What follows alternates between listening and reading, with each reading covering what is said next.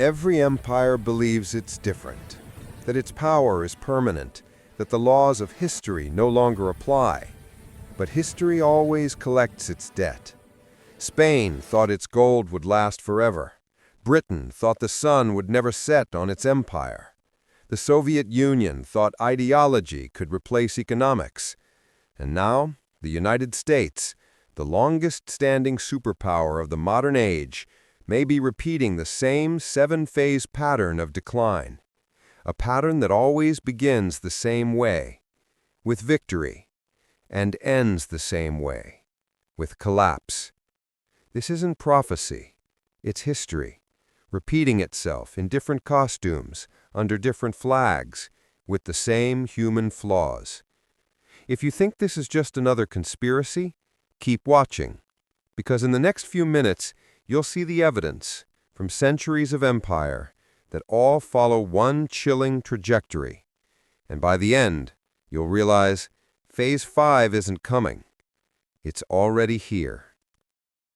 Throughout history, empires have risen with pride and fallen with denial. But their decline has never been random. Each great power, from Rome to Spain, from Britain to the Soviet Union, has walked through a predictable sequence of stages. Political scientists, economists, and historians have found recurring markers in these transitions, a kind of life cycle of empires. This cycle has 7 distinct phases: expansion and prosperity, rapid growth, innovation, and national confidence; dominance and wealth, cultural influence, military reach, and accumulation of global assets; moral decay and corruption. Institutions begin serving elites rather than citizens. Overextension. Global commitments exceed the ability to sustain them. Financialization and inequality.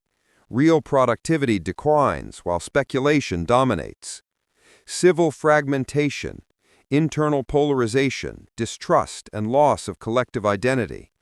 And collapse and replacement. The system breaks, and a new power rises from the ruins. Each phase feels different, but the rhythm is always the same: expansion, decay, denial, collapse. What makes this pattern so dangerous is that societies inside the system rarely see it. They mistake comfort for stability and arrogance for strength. The historian Sir John Glubb called it the fate of empires. He analyzed 3,000 years of human civilization and concluded that the average lifespan of a superpower is roughly 250 years. The United States is currently 249 years old. The Spanish case: gold without growth. Spain's empire began with conquest, fueled by faith and gold.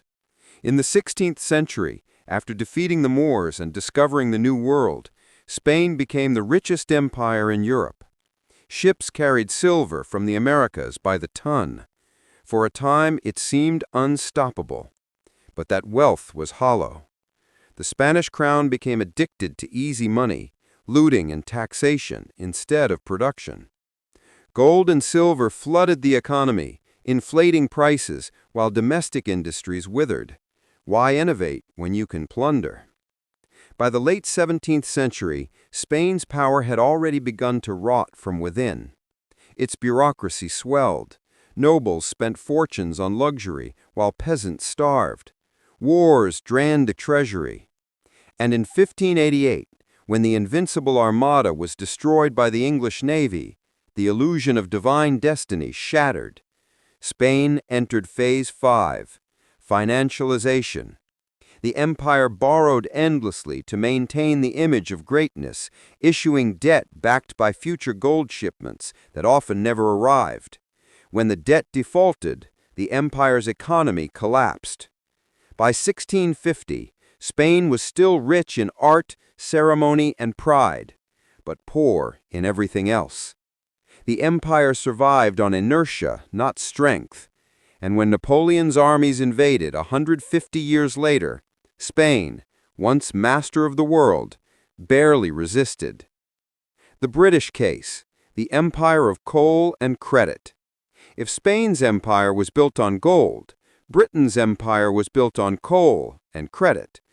The British Empire rose not by accident, but by engineering. Industrialization turned a small island into the world's workshop. Its navy controlled 70% of global trade routes. Its currency, the pound sterling, became the world's reserve standard. For 2 centuries, the sun never set on the British Empire. But the same pattern repeated.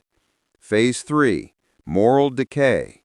As wealth poured in, inequality deepened.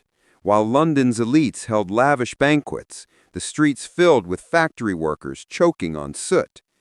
Then came Phase 4, overextension. The British stretched across continents, from India to Africa, enforcing rule through military dominance. But maintaining that reach required endless resources. Each rebellion, each colony became more expensive to hold. Then came Phase 5, financialization. By the early 20th century, Britain's wealth wasn't coming from industry anymore. It came from finance. The City of London turned into a global casino. The empire began importing what it once produced, living off interest instead of innovation. The 2 world wars delivered the fatal blow. Britain won militarily, but lost economically. By 1945, the pound collapsed, the colonies revolted, and the US dollar took its place as the reserve standard. In less than a century, the world's largest empire had entered Phase 7, collapse. The Soviet case, the empire of ideology. The Soviet Union story is the shortest and most violent in this pattern. Born from revolution, it rose on the promise of equality and fell on the reality of inefficiency. At first, the USSR was an industrial miracle. Within decades, it went from a peasant economy to a nuclear superpower.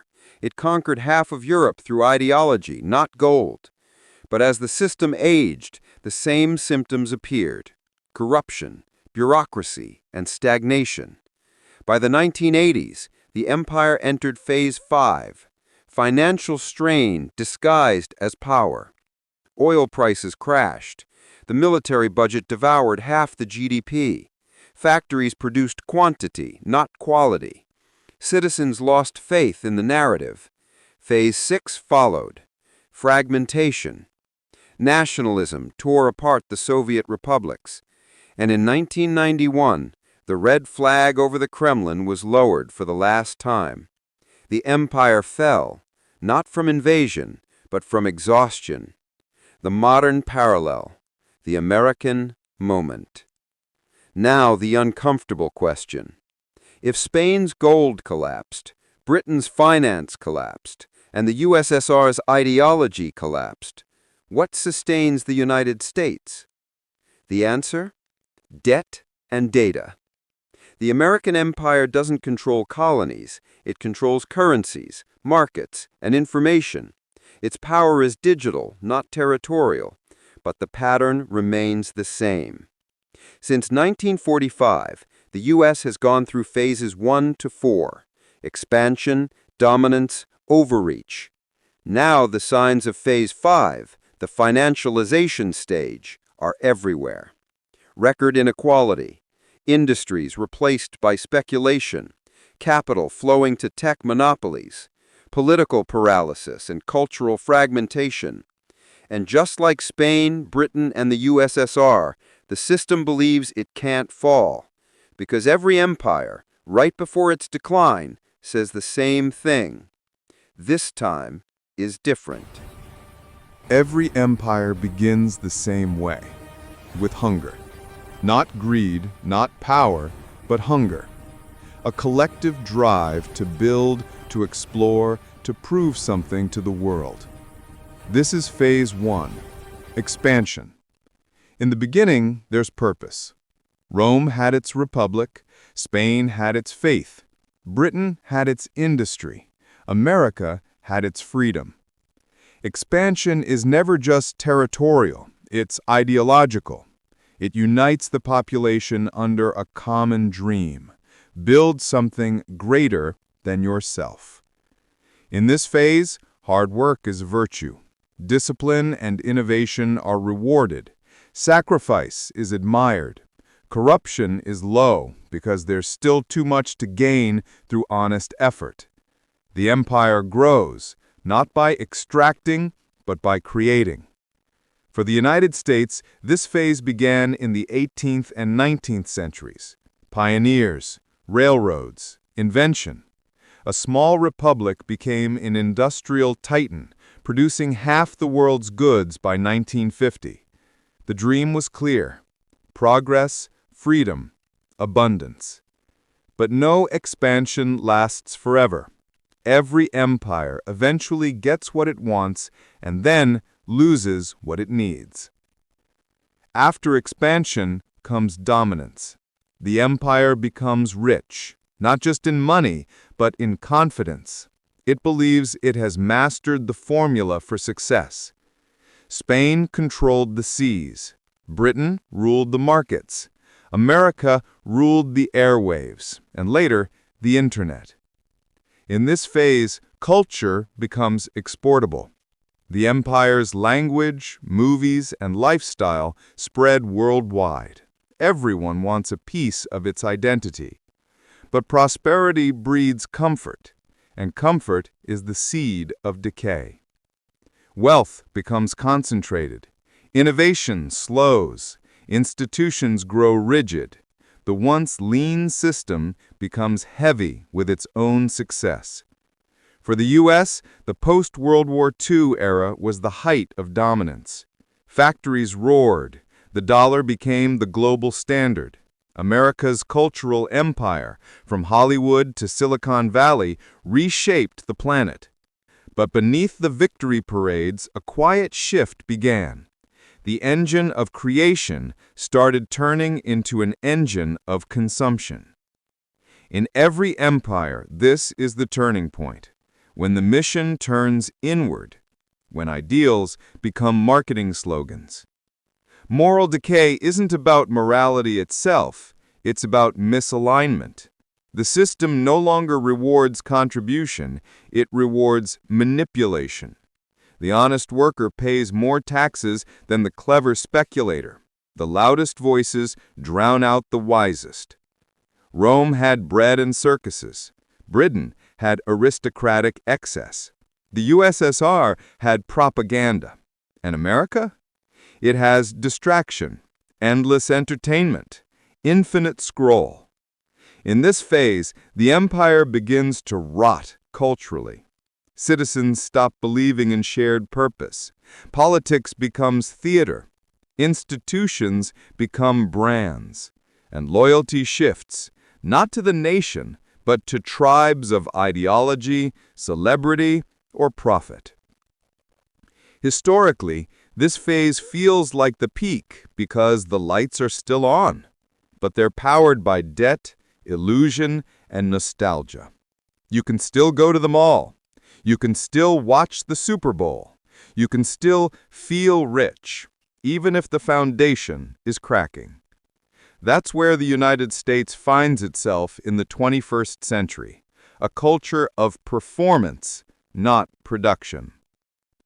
Once the empire feels invincible, it tries to do everything, hold every alliance, police every ocean, dictate every global rule. Overextension isn't just military, it's psychological. The empire starts believing it must lead, even when no one asked it to. For Spain, it was endless wars of faith. For Britain, it was maintaining colonies it couldn't afford. For the USSR, it was controlling Eastern Europe at the cost of its own economy. For America, it's the invisible empire. 700 military bases, trillions spent on wars with no clear victory, a foreign policy that stretches from the Middle East to the Pacific, all while the homeland crumbles from within. Internally, overextension takes another form: social. Programs expand, bureaucracy multiplies, promises outpace budgets. Each generation inherits obligations that can't be sustained.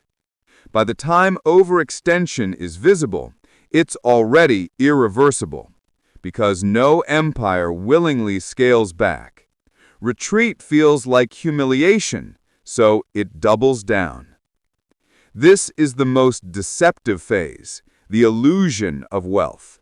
Production declines, but speculation rises. The economy stops building, it starts betting. And everyone believes the numbers on screens mean prosperity. Spain printed debt backed by gold that never arrived. Britain turned industry into banking. And America? It turned productivity into algorithms. The 1980s marked the beginning of this phase. Factories closed. Wall Street replaced Main Street.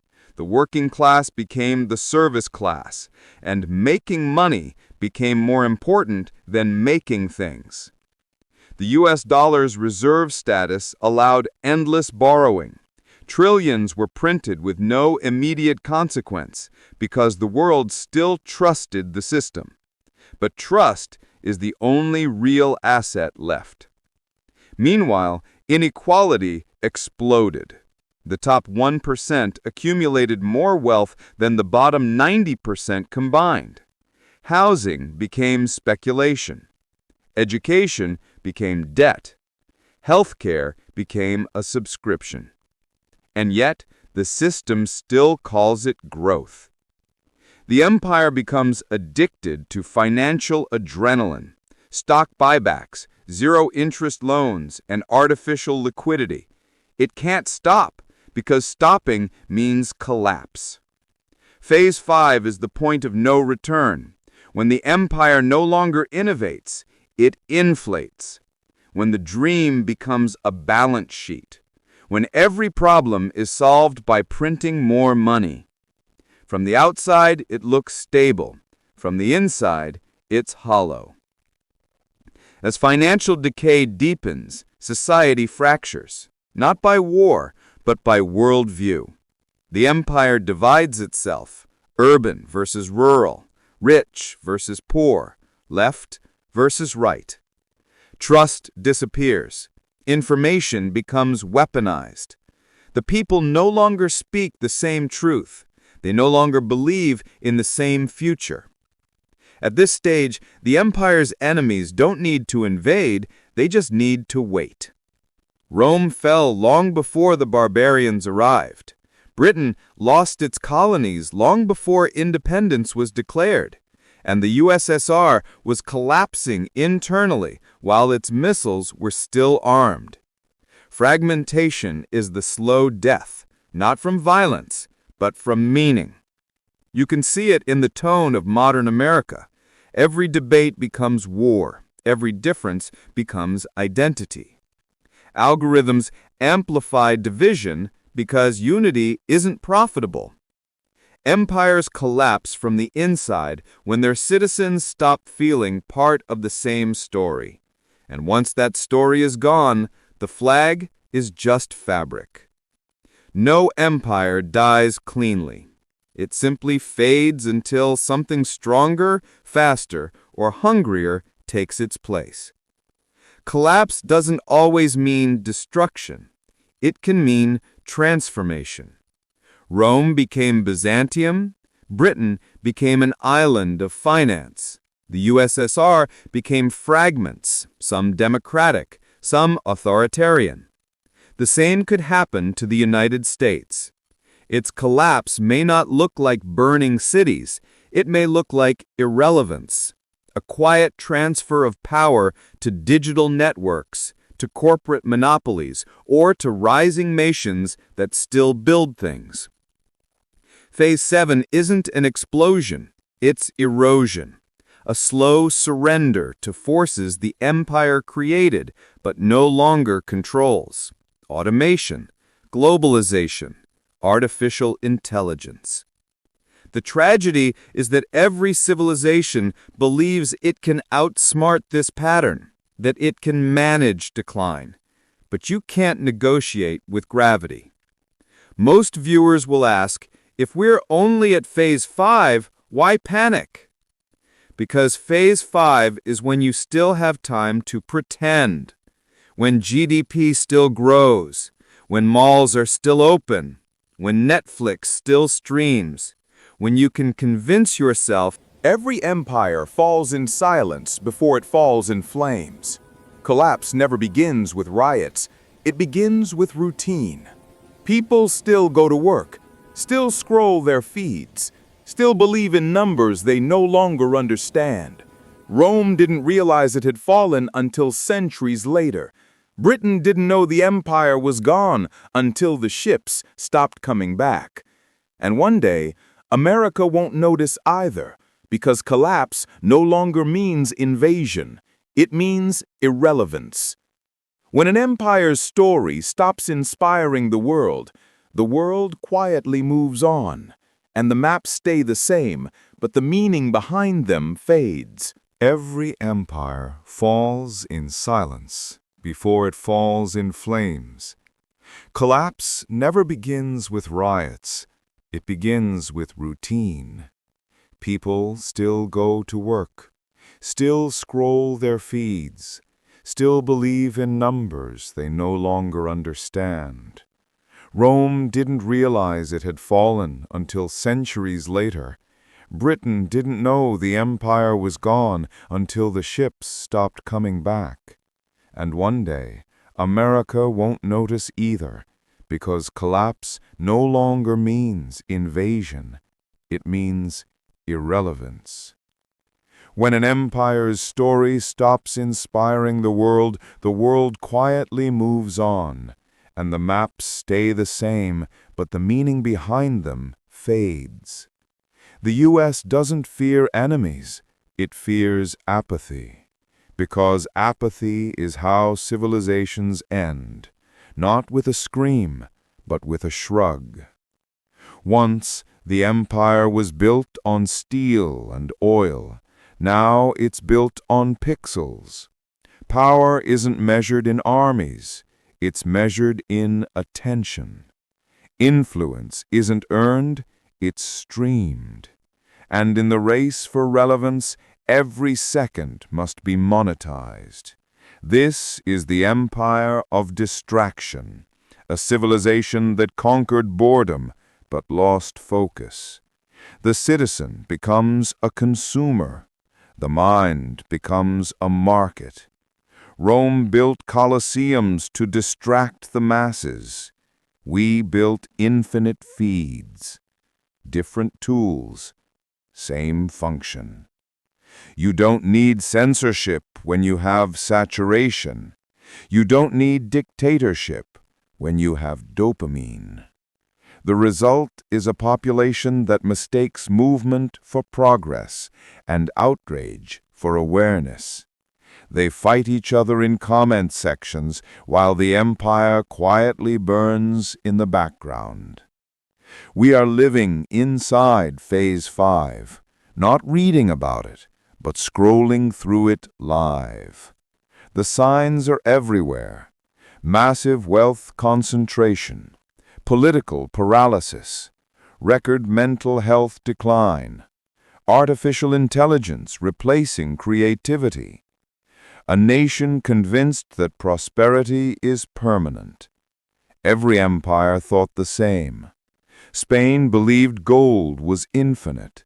Britain believed trade was eternal. The USSR believed ideology was immortal. America believes data is destiny. But data cannot save a civilization that no longer believes in truth. Decline is obvious, except from inside it. That's the curse of power, to feel eternal while dying. People know something is wrong, but cling to comfort. They say, it can't happen here. But history whispers back, it always does.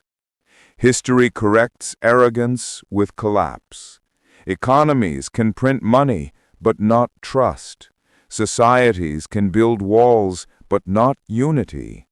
The correction won't look like fire. It'll look like fatigue, a quiet surrender of faith, A generation too distracted to notice it's living through the end of an age. Every empire is a mirror of its people. Spain lost faith in work. Britain lost faith in restraint. The USSR lost faith in truth. And America, it's losing faith in meaning. When life becomes performance, meaning dies. But from the ruins, clarity always returns, because collapse isn't just destruction. It's the removal of illusion. Every fall leaves behind fertile ground. Rome's ashes gave birth to Europe. Britain's fall gave rise to democracy. The USSR's end freed the mind of half a continent. Collapse isn't the end of history. It's its reset button. The United States still holds the tools for rebirth: creativity, technology, global influence.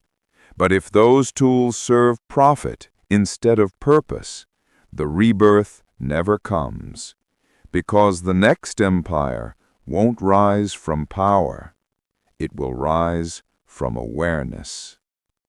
Imagine a future where the dollar is just data, where nations fade into networks, and the empire of screens replaces the empire of states.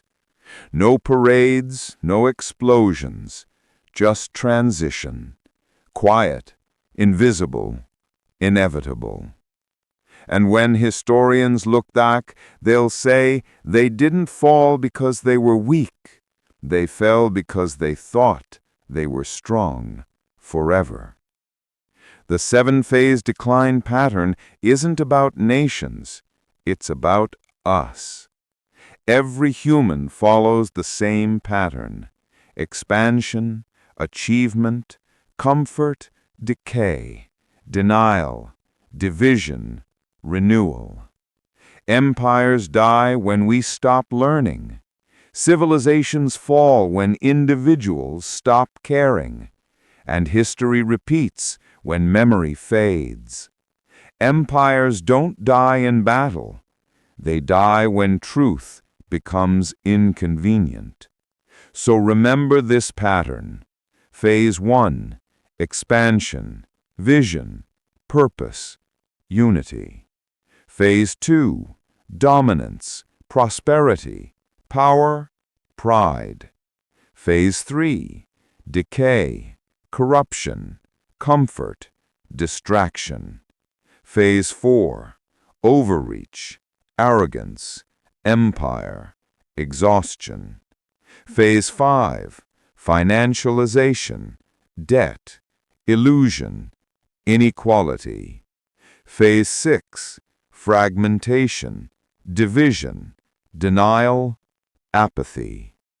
Phase 7, collapse, silence, reset, renewal. The pattern never ends. It only moves to the next empire.